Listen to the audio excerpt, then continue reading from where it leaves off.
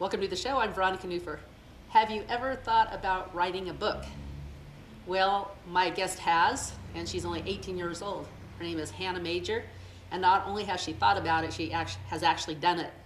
And look at all these pages. So we're going to talk to her about that, about what her book's about, but also what it would take for you and I to write a book if we wanted to do that, because I know I've thought about it before.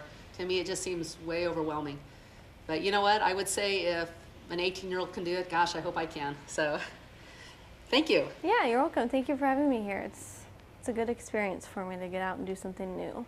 Well, I am really excited to interview you and ask how you've done this, because you're 18 and maybe you're just extremely gifted. Well, you obviously are, actually.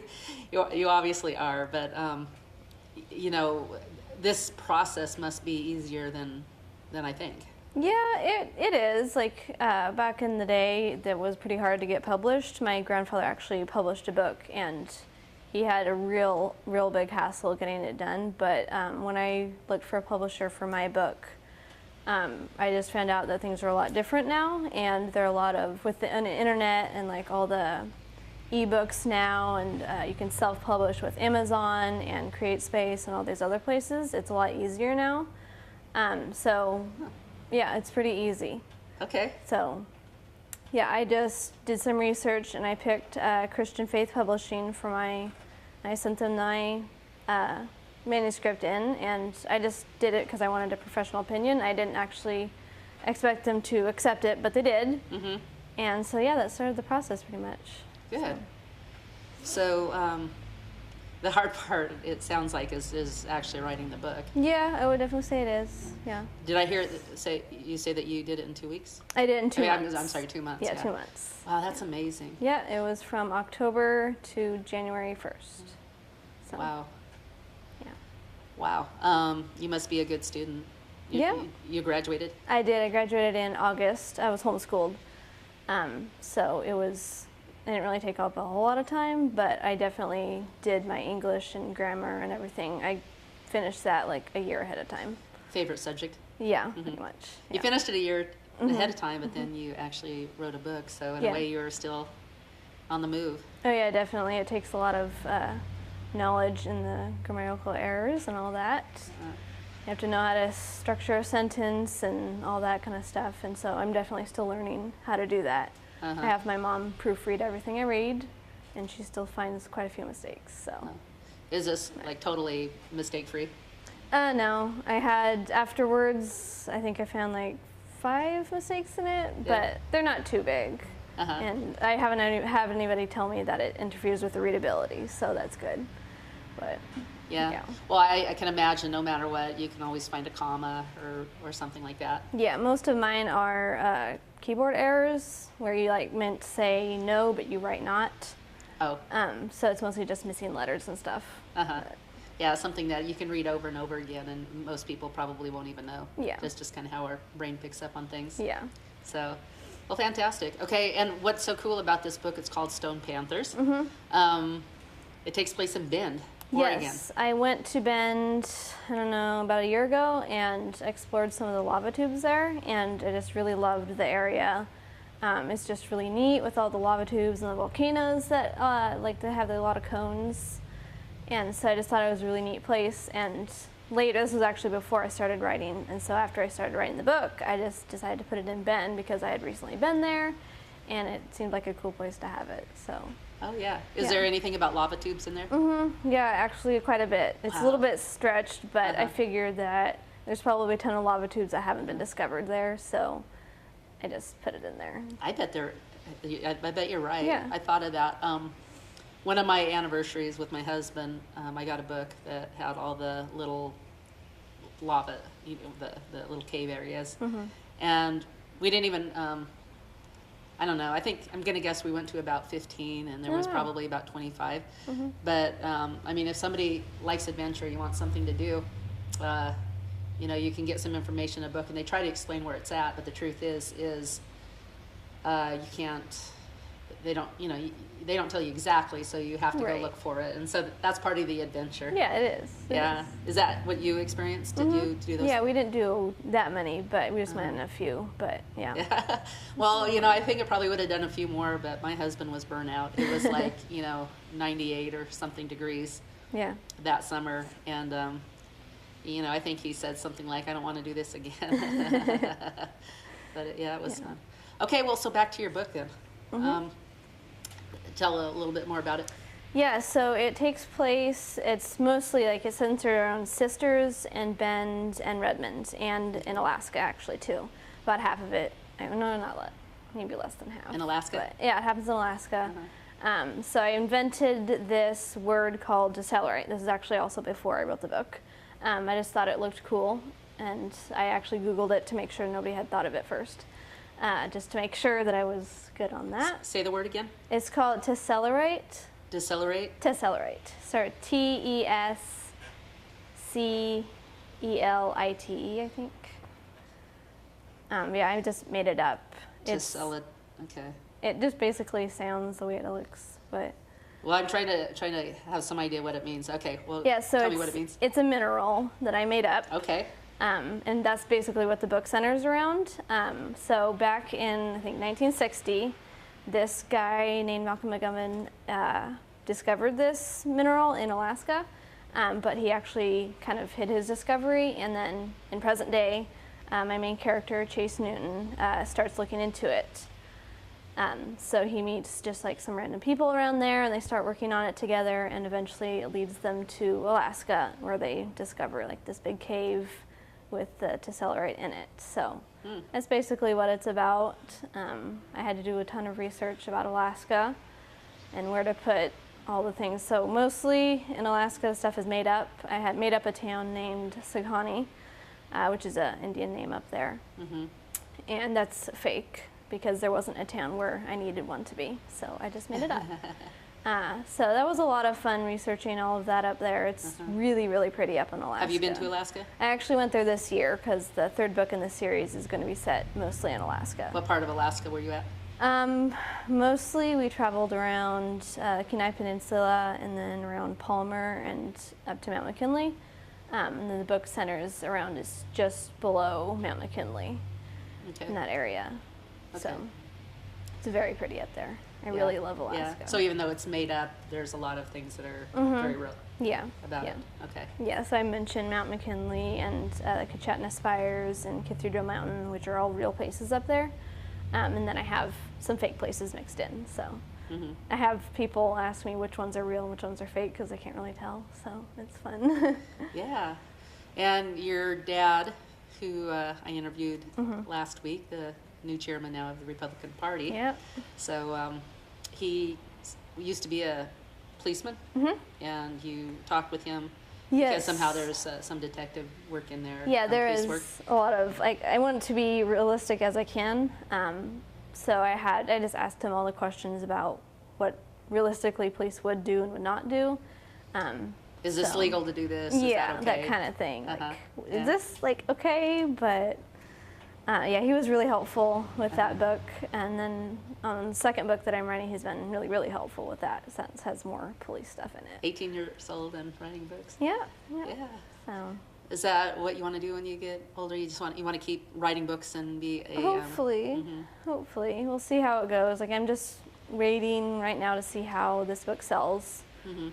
It's still pretty new, and I'm an unknown author, so it's hard to sell right away, especially from a pretty low-profile publisher. So hopefully, what I want to do is just like catch the attention of a bigger publisher, and then republish my book with them. So Okay, and this is, you said, Christian distributors? Christian Faith Publishing. They're based in Pennsylvania, and it's kind of a mix between traditional publisher and self-publishing. So I retain the rights to all my book. So if I want to take it to a different publisher, I can just do that. Okay. They don't own my book at all, which is really nice. Was it expensive for them to do that for you? Not terribly. It's pretty reasonable, and they don't really take they take a 50-cent royalty off each book I sell. 50-cent royalty? Yeah. Huh. So it's a pretty good deal, and it was really fun publishing with them and like getting into the whole publishing world and learning about it. So yeah, it's pretty hard to get into one of the bigger, like the big six in New York City. It's pretty hard to get The big, publishing big with them. six? Yeah. Okay. There's six big publishers, and it's almost impossible to get, like, just from no-name publisher or author to get a deal with them. But hopefully I want to kind of work up to that someday. That's my goal anyway. Yeah. See what happens. What inspired you to write this book? Well, it's a kind of an interesting story. So my friend and I, when we hang out, we do a lot of time write books together. So one day we were doing that, and we play this game where we give each other 5 words, and we have to write a paragraph out of it. So we were doing that, and she gave me 5 words, and I started writing this book.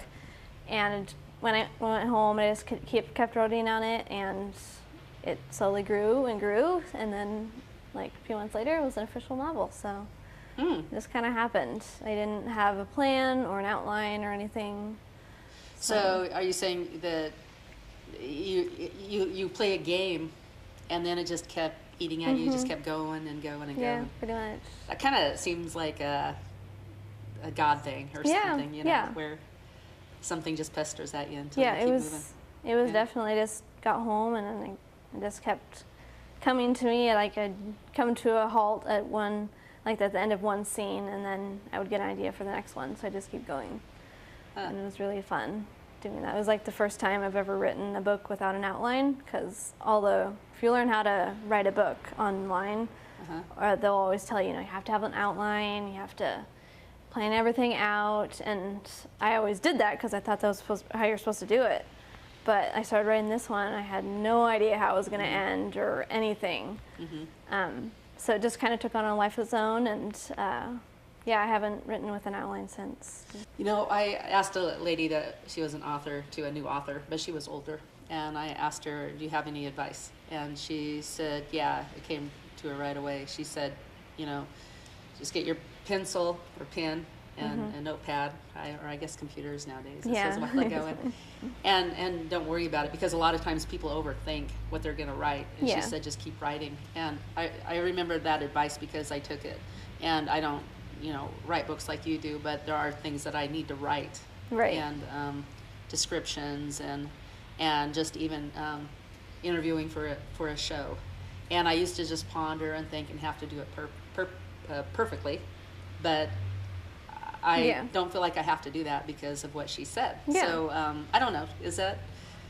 Yeah, do you have any advice? I would say that it's different for every author, I think, because everybody writes differently. Like some people need an outline, but for me, it really limited my creativity. So if I knew the end of it, I didn't really have motivation to get to the end because I knew it was going to happen. Oh. So if I don't know what's going to happen at the end of my books, so that's an incentive to get me to write the end of it because I don't know. Oh, that's anything could happen. Like characters turn on me all the time. Like they end up being bad or good. They just they do their own thing. People are always like, your characters don't do their own thing. Like you write them, but they do. They take on a life of their own, and they develop characteristics, and some of them end up being good and some of them end up being bad, and I can't really predict what's going to happen, which is really fun. So that's your writing style? Yeah. Me, on the other hand, I always go to the end, and I know the ending, right, and then I will try to get there. But again, I'm not a reader, but in everything, if you see me look at a book, I'll usually read the last chapter. Right. Yeah, I don't know if it'd work with mine though, because I have a lot of characters that come in late, so it might be a little bit confusing. Yeah. We'll see. So, okay, well, let's go through the steps. You come up with an idea. Yeah. Yep. Come up with an idea. Generally, write first paragraph or two. See if you like it. See if you really feel it. Kind of have to get yourself in the mood. Each book has a different mood you get yourself in to write. So, just keep writing, and if it doesn't go anywhere, then put it aside, come back to it later. I generally have to take breaks. So I generally write for 2 to 3 days, then I have to take a couple days off to really think about it, think about what's happened, think about what I want to happen next, and then come back to it, fresh start, and then start writing again. When you say 2 or 3 days, 2 or 3 days when for I 8 have time hours off. or for a few hours? It's generally in the evening. I write better at night. Okay. I don't know if it's the style of book I'm writing or just because that's my creativity time. I don't know. But I almost always write at night, and don't think I've ever written in the morning. Okay. But So, let's talk about, well, you talked a little bit about finding a publisher. So that's one you'd recommend. Do they just do Christian books? Well, their guidelines are pretty simple. Like basically, it's just no swearing, no suggestive content, no explicit violence.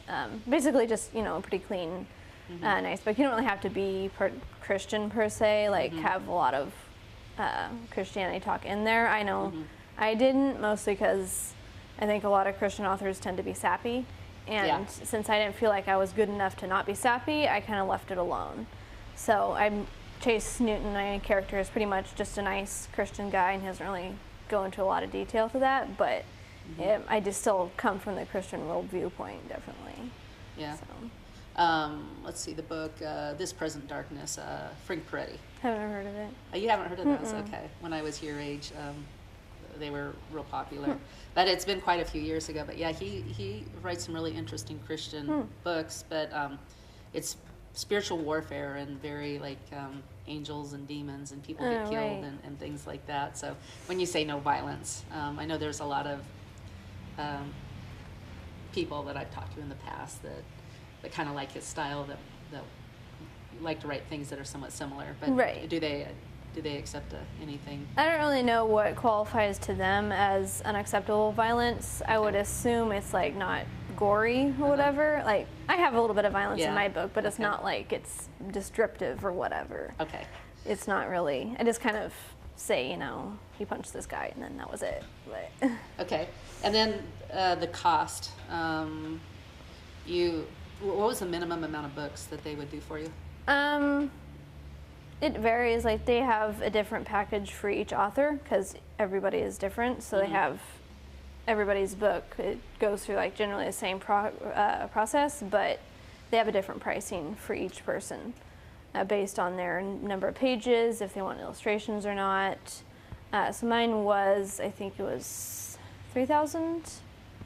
I think it was about $3,000 to get the whole $3,000 for the whole publishing deal. So that includes printing, editing, cover design, press releases, book trailer, and a book trailer. A video. Yeah. Okay. Yeah, they make a 30-second book trailer and post it to their YouTube channel. So. Okay. Yeah, and then they do press releases where they release my basic description of my book and my small author bio, and they send that to various news outlets. So I don't know how many books did you get? I bought 300, but I got 10 complimentary copies. So you have to buy. Okay. You get them at a 50% discount. Okay, and then people, they generally, if they decide they want a book, they get a hold of you, or do you put them on Amazon? Do they put them on Amazon? They have them on Amazon, Barnes & Noble, Books A Million, Ingram Catalog, pretty much everything you can think of. Have they sold anything through their system? I don't really know because I only get a quarterly report, so on December 31st I'll find out just how many books I sold in the first quarter. So. Okay, and then you get a piece of the action. They take 50 cents, and then you get... yeah, and of course there's the distribution costs, printing costs, so I actually make more on ebooks than hard copies, just because of the printing costs and all that. Okay. So yeah, it's also, they came out with my ebook like a couple weeks ago, which is also nice. Okay. So. Do you have a website? I have like an author webpage on Amazon and on Goodreads, but I don't like have my own official website. Okay. Like, I'm not that important yet. You have a Facebook? No. Okay. No, I have people tell me I need to get it, but advertising really is not the big thing here. It's mostly credibility and knowing the right people. Okay. So I could advertise till I'm blue in the face, and I wouldn't really sell any. Right. Well, the thing is, though, is there's a lot of times I'll send people that want to know who I am, if I want to get a guest on the show, and I'll say, well, go to my website. And so it's really good to know how to connect people with a question. Right. That way they know, I'm a conservative, this is my values, this is what I believe, Anyway, it really does help when you have something to just tell people. Right, yeah. So I So- have my author bio up on my Amazon page and Goodreads page. So they can, Yeah, I consider them kind of my pages, and I can have Sure. a blog on my Goodreads. I haven't Uh-huh. done anything yet because I don't really have anything to write about, but Yeah. I could if I wanted to. So. Okay. Is there anything else you want to talk about publishing or anything else you Huh? want to throw out there? I think that's it. It's pretty, really an easy process once you get the. If you're a good writer. Yeah, I mean, they have, I think the Christian Faith gets about 8,000 manuscripts a year, and they don't take all of them. They take a few hundred, I think. Oh, really? They get about 6,000? and they take- 8,000. Or 8,000 and they take about 200. Yeah. So you're one of the 200. Yeah, I don't know the exact amount, but they have a review board that goes and reads your manuscript and then decides whether or not they want it. So mostly, I think it's pretty much meeting their guidelines, because I know they probably get a lot of trash Okay. through there. But it is a step up from just self-publishing, because I do have a little bit of credibility since I have a publisher on my book. Whereas if you do Amazon or CreateSpace, it's like no credibility, because nobody has said your book is good, so nobody really has a reason to buy it. Okay. So- So you're saying that you can sell your book on Amazon too, through the publisher, and it's cheaper, but there's no credibility attached to it. If you self-publish. If you So- self-publish. So since I have a publisher, I have a little bit more credibility. Okay. Not as much as if I published with like one of the big New York publishers, Yeah. because they sell like 50,000 books in the first week, which I did not. But Wow. Well, what if somebody, like, they love to write, they have something they want to say, a how-to book or whatever, and they don't have 3,000, but so they're like, well, I'll self-publish, at least it's something. Is there a way to do that and get it looking like a book? yeah, I mean, Amazon, they do a pretty good job.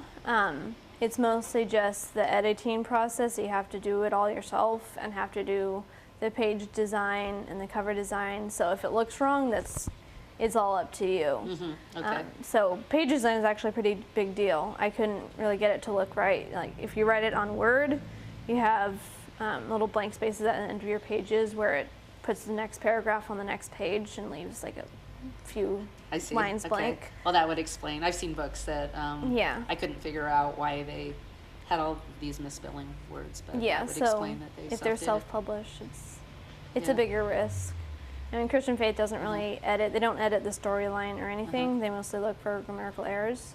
They don't catch keyboard errors, so Yeah. I had to do that, Okay. which was a lot of work. Yeah. But And the self-publishing, how much is that? Because they still have to. I don't know. They just they just charge per book. So I think it's like I've never done it, but I wouldn't think it'd be that expensive to, since you're basically just paying to use a commercial printer for your book. Okay. So it's not, you don't get anything else. Right. Okay. Well, that's a lot for something if somebody is a good writer and they just Yeah. don't have the money. So. Yeah, it's a good start to just, yeah. see your book in print. But So, what are your future endeavors? The next book you're writing? yeah, so my second book is called Panther's Shadow, and I'm almost done writing it, I think. I don't really know. It depends on when it decides to end. Okay. So it's currently longer than this one, by about 4,000 words right now. Okay. So I think I'm closing in on it, but Do they, when you publish with them, do you have to have a certain amount of words? no, they do pretty much everything from cookbooks, spiritual books, how-to books, kid books, novels, pretty much anything you can think of, they do. Okay. So But a standard novel has a certain amount of yeah, words that. yeah, but it's not like a requirement for them. Okay. So my book just ended up being that long. I didn't intend for it to be that long. Yeah. Yeah. Yeah. You just had a lot to say. So okay. Well, we're about out of time. Is there anything else you want to end with? I don't think so. Yeah, just if you want to write, just go for it. Okay. If you want to write, just go for it. You can get her book on Amazon, and we'll have all the information on the bottom of the screen, but also you can feel free to come to the shop here at 392 3rd Street in Lafayette, and we'll have some copies here too. And if you want to write, looks like you can write and get something published. Thanks for tuning in. Have a good week. Bye-bye.